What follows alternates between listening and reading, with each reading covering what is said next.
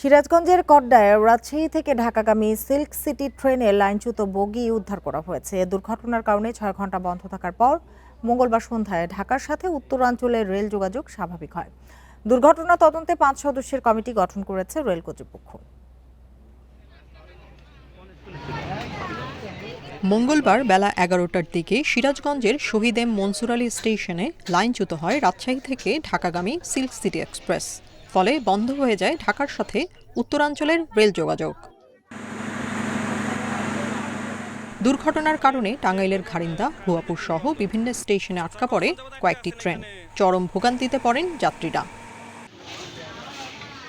দুর্ঘটনার 3 ঘন্টা পর মঙ্গলবার বেলা 2:30টার দিকে উদ্ধার কাজ শুরু করে পাকশী থেকে আসা উদ্ধারকারী ট্রেন। বিকেলে বগি উদ্ধার হলেও ট্রেন চলাচল শুরু হয় সন্ধ্যার দিকে। দাঁড়াম করে মনে হয় একটা উপর মুখে উঠে বলে এরকম লাগলো, আর বেকার শব্দ। ট্রেন লাইনচ্যুতর কারণে আমাদের অনেক সমস্যা হচ্ছে বাচ্চা কাচ্চা নিয়ে। দুর্ঘটনার কারণ অনুসন্ধানে 5 সদস্যের তদন্ত কমিটি গঠন করেছে রেলওয়ে কর্তৃপক্ষ। এই কমিটিকে 24 ঘন্টার মধ্যে প্রতিবেদন দিতে বলা হয়েছে। 4 চাকার ডিরেলমেন্ট হয়েছে, এখন কি কারণে হয়েছে এটা তো তদন্ত কমিটি গঠন করা হয়েছে। তদন্ত কমিটির রিপোর্ট যখন প্রকাশিত হবে তখন বোঝা যাবে। তদন্ত কমিটির রিপোর্ট হয়, এটা আমরা কর্তৃপক্ষকে পাঠিয়ে দিই।